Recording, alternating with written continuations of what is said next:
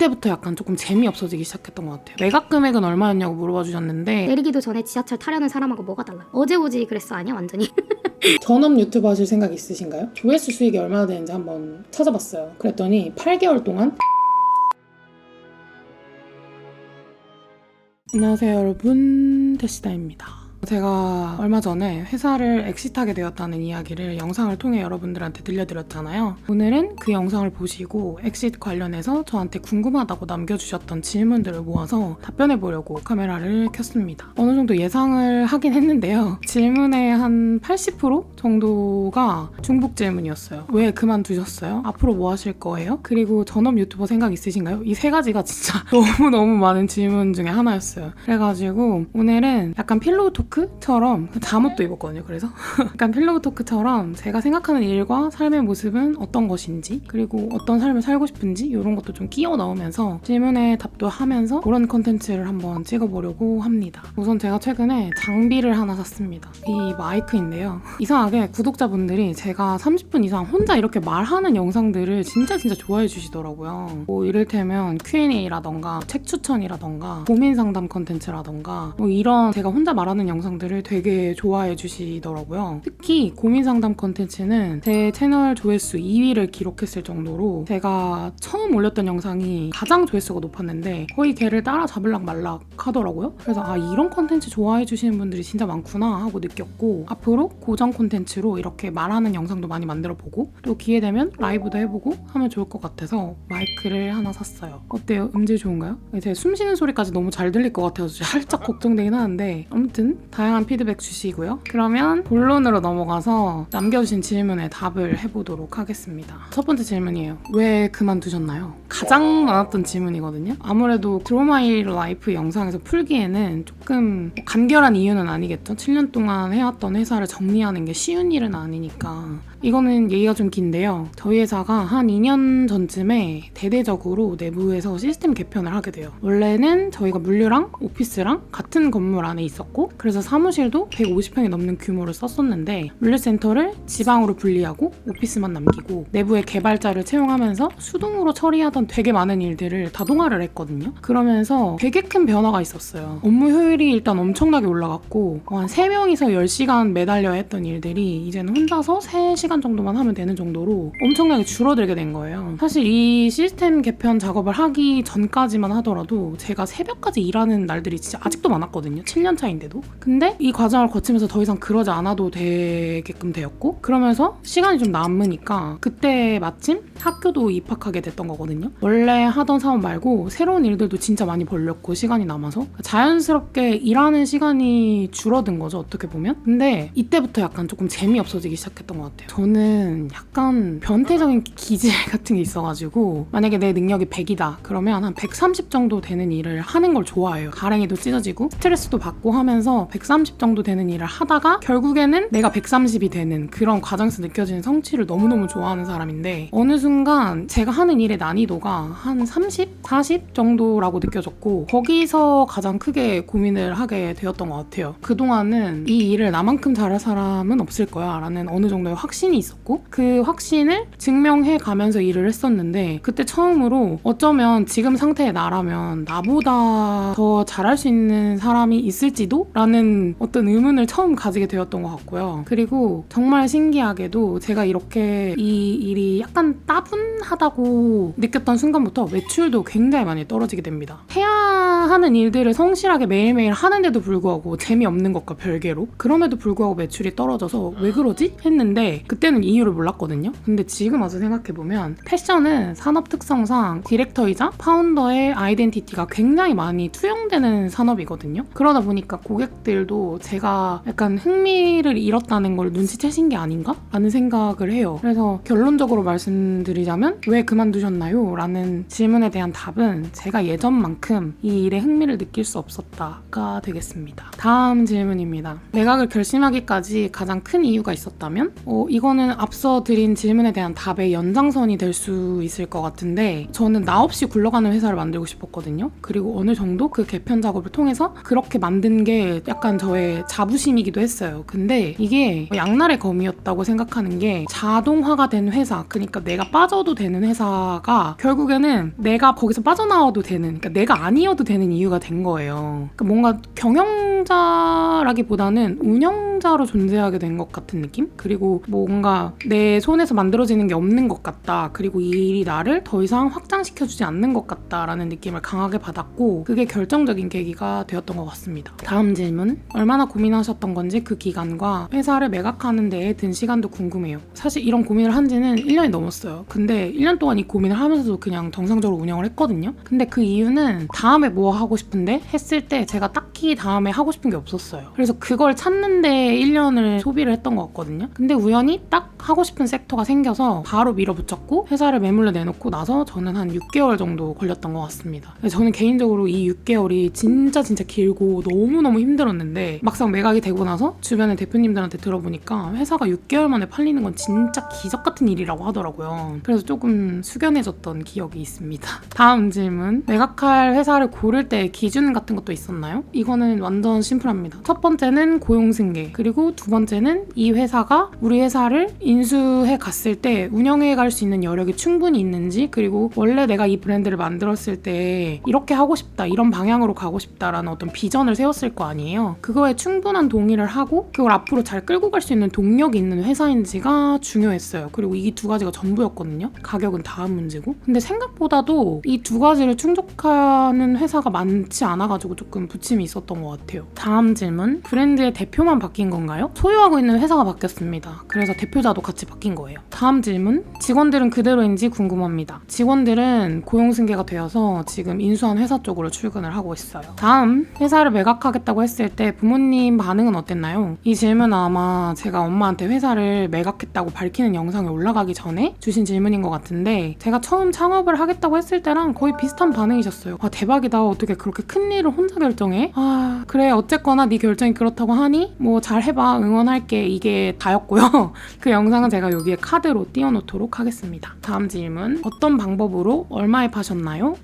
라고 물어봐 주셨는데 우선 저는 두 가지 방법으로 진행을 했는데요. 첫 번째 방법은 매각 컨설턴트에게 의뢰를 했고요. 그리고 두 번째 방법으로는 이 회사라면 믿고 넘길 수 있을 것 같다. 그리고 산업의 이해도가 충분할 것 같다 하는 회사에 콜드메일도 좀 보냈어요. 이를테면 이런 식으로 저희 회사는 이런 비전을 가지고 이런 사업을 전개하고 있는 회사고 이걸 이어받아서 운영해줄 회사를 찾고 있다, 이런 내용으로 콜드메일도 같이 보냈습니다. 근데 사실 여러분, 콜드메일 보내는 것보다 컨설턴트 통해서 일을 진행하는 게 성사될 확률이 더 높을 것 같잖아요. 근데 제가 최종적으로 3곳의 회사를 고민했거든요. 근데 그중에 2곳이 제가 콜드메일 보낸 데였어요.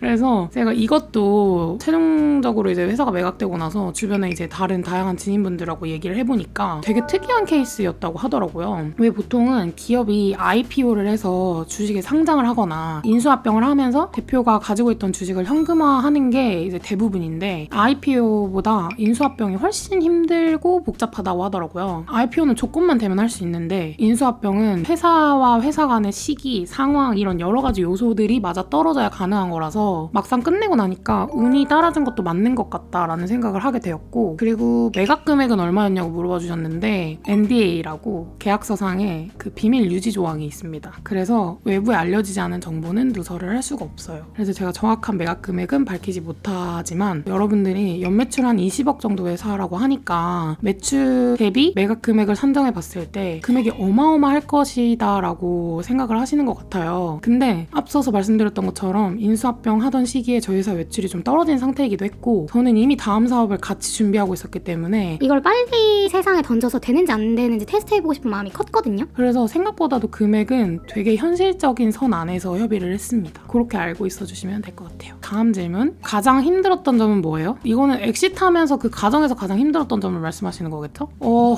너무 많은데요. 너무 이해관계가 다른 사람들을 만나서 그 사람들을 끊임없이 설득해야 한다는 거, 그리고 그 과정에서 그 사람들이 생각하는 우리 회사의 가치와 내가 생각하는 우리 회사의 가치가 너무도 달라서 그걸 마주하는 것 자체가 좀 힘들었던 것 같아요. 쉽지 않았어요. 이 과정 자체가 녹록지 않았거든요. 제가 6개월 동안 한 100팀 정도를 미팅을 한 것 같은데 여기에 에너지를 너무 많이 썼어요. 했던 얘기 또 하고 했던 얘기 또 하고, 한 팀만 미팅을 하고 와도 집에 오면 녹초가 되어 있고 막 그랬거든요. 그래서 그때 썼던 일기가 있는데 한번 보여드릴게요.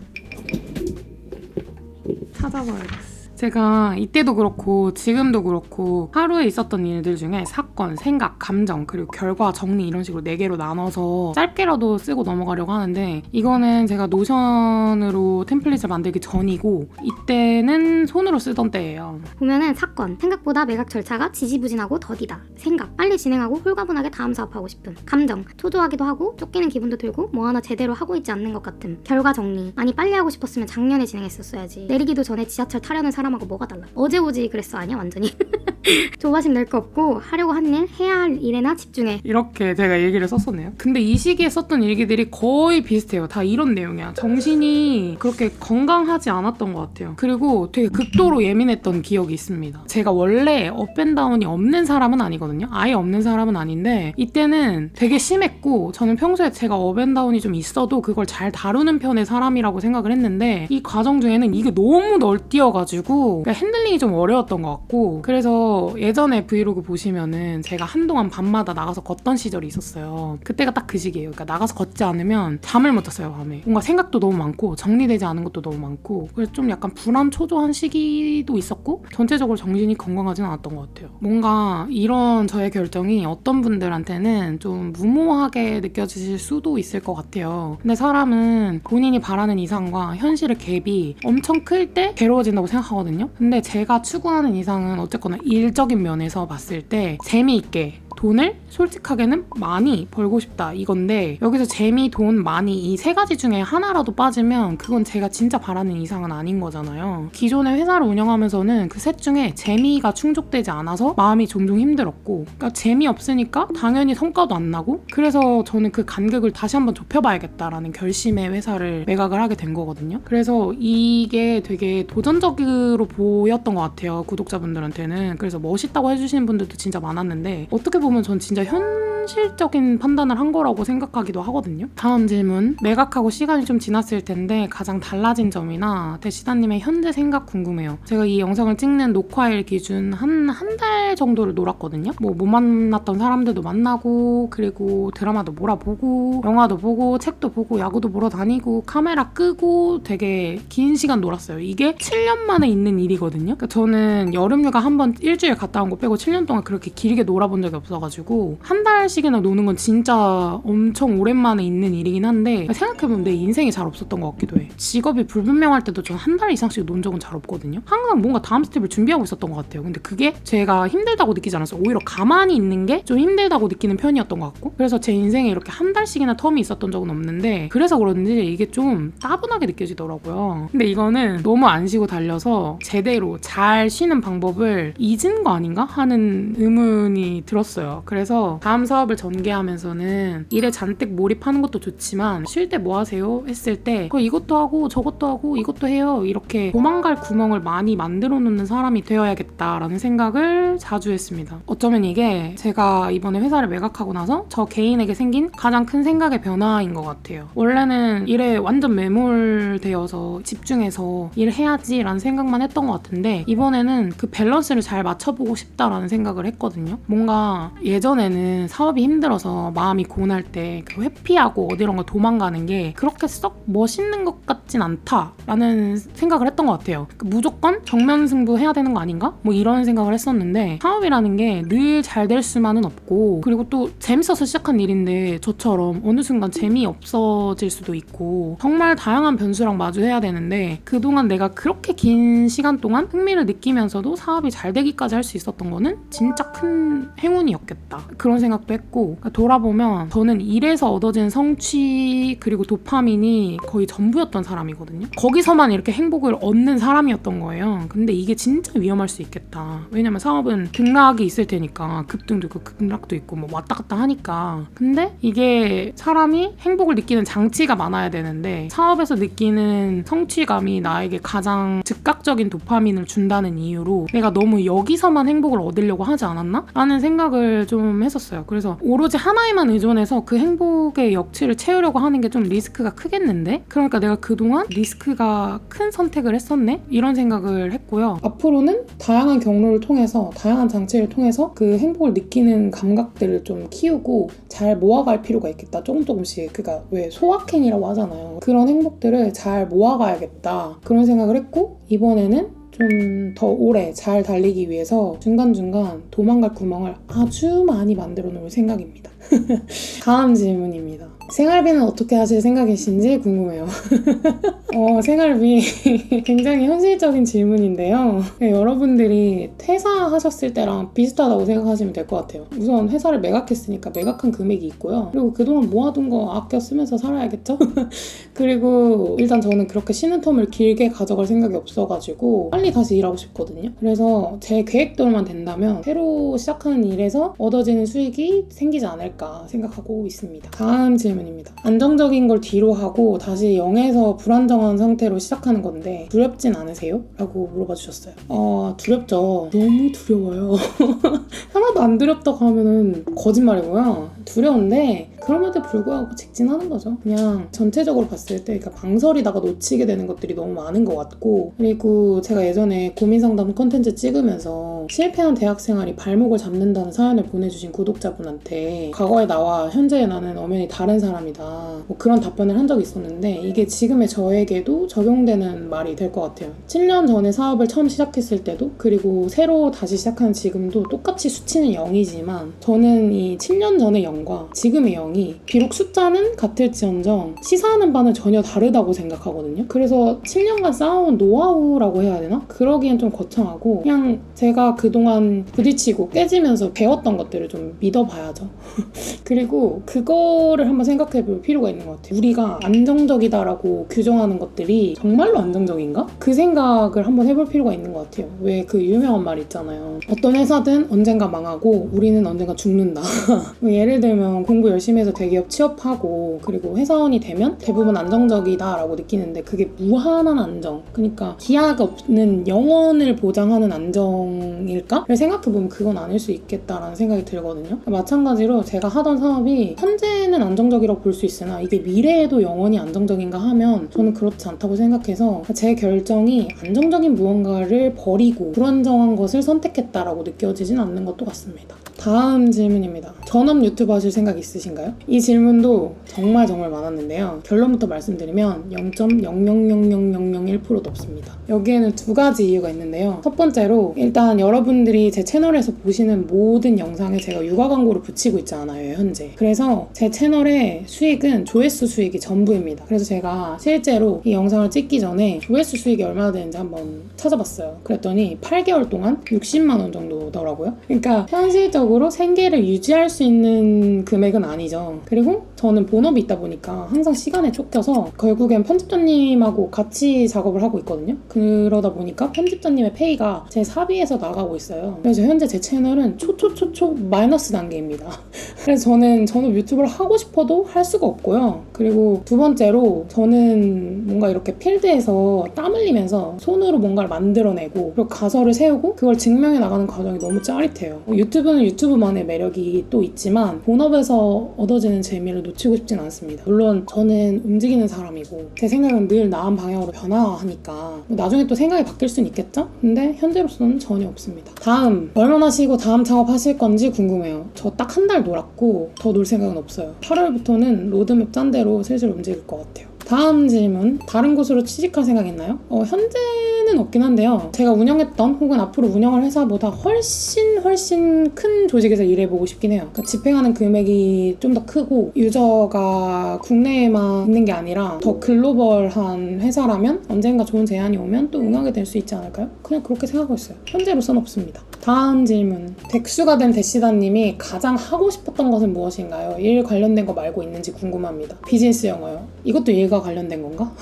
제가 기존에 운영하던 회사는 국내 유저가 대부분이었고 해외 유저 비중이 얼마 안 됐어요. 한 3%도 안 됐거든요. 그래서 저희 회사가 글로벌을 지향하진 않았지만 또 제한이 없지도 않았어요. 꽤 자주 있었거든요. 근데 뭐 그 제한에 응하지 않은 이유가 대표자인 저의 영어 스킬이 부족해서는 아니었지만 뭐 하려면 얼마든지 할 수 있었고 그냥 하지 않은 거긴 한데 생각해보면 그 이후로 조금 소극적이었던 것도 사실이었던 거 아닌가? 라는 생각이 들어서 지금 좀 놀 때 상대적으로 시간이 좀 있을 때 영어 공부해두고 싶고요. 그리고 진짜 일이 아닌 거를 골라보자면 정말 사소한 거긴 한데 알람 없이 깨는 거 너무너무 하고 싶었는데 요즘 그런 삶을 살고 있어가지고 완전 만족스럽습니다.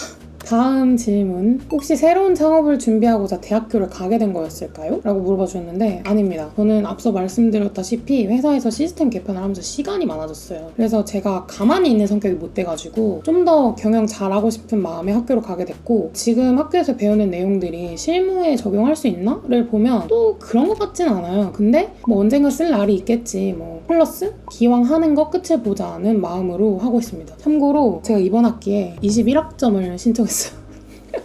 한번 죽어보자. 다음 질문. 7년 동안 사업하며 얻은 것들 중 가장 큰 건 뭐였다고 생각하세요? 라고 물어봐 주셨는데 성취의 경험이죠. 무언가를 하기로 결심하고 그걸 끝끝내 해낸 경험. 그러니까 이게 제가 삶을 살면서 아주 새롭고 아주 생경한 도전이라 할지라도 그렇게까지 망설이지 않게 되는 이유가 되어주는 것 같고 그리고 이번에도 해낼 수 있을 거란 자신감? 내지는 자존감의 근원이 되는 것 같아요. 그리고 이런 경험은 돈 주고도 못 사는 거니까 이게 7년 동안 사업하면서 얻은 가장 큰 것이지 않을까? 라는 생각을 하고 있습니다. 다음 질문. 새롭게 시작할 사업 분야는 어떤 건지 살짝이라도 알려주실 수 있나요? 이거는 지금 너무 초기 단계라 조금 일이 진행되면 알려드리도록 하겠습니다. 어차피 제가 유튜브를 하면서 일상을 무료 공개하고 있잖아요. 그래서 자연스럽게 알게 되실 거라고 생각해요. 그 외에 개인적인 질문 남겨주신 분들이 있으셨어요. 야구 최애 응원가 뭐예요? 야구지 모이게 된 계기 궁금해요. MBTI 변천사 궁금해요. 30대로서 20대에게 해주고 싶은 조언이나 팁 있을까요? 30이 되고 나서 바뀌게 된 가치관 궁금해요. 본인이 생각하는 성격의 장점이 궁금해요. 다이어트 하고 나서 이루고 싶은 버킷리스트, 인생의 버킷리스트 궁금해요. 대시장님만의 낮은 자존감 극복법 궁금합니다. 스트레스 극복법 궁금합니다. 뭐 이런 거부터 시작해가지고 자기가 어떤 상황인데 이럴 땐 어떻게 해야 될까요? 이런 고민 남겨주신 분들도 진짜 많았거든요. 그래서 제가 그 여러분들이 좋아해 주셨던 고민 상담 컨텐츠 2탄을 한번 찍어보려고 합니다. 그래서 이 영상 더보기란에 제가 링크 남겨드릴 테니까요. 현재 하고 있는 고민들 남겨주시면 제가 모아서 뭐 이번에도 특별하게 도움은 안 되겠지만 열심히 잘 듣고 그리고 저라면 어떻게 했을 것 같은지에 대한 답을 모아서 영상으로 한번 만들어 보도록 하겠습니다. 그리고 남겨주신 개인적인 질문들은 구독자 10,000명 되면은 Q&A를 한 번 더 찍어볼게요. 이렇게 오늘 엑싯 관련해서 궁금하다고 남겨주신 것들에 대한 답을 다 해봤는데 앞으로 제가 뭔가 이렇게 말하는 영상 콘텐츠 많이 만들어 보겠다고 했으니까 여러분들과 소통하면서 뭐 이런저런 얘기 나누면 좋을 것 같아요. 오늘 준비한 영상은 여기까지입니다. 그럼 저는 다음 영상으로 돌아올게요. 안녕!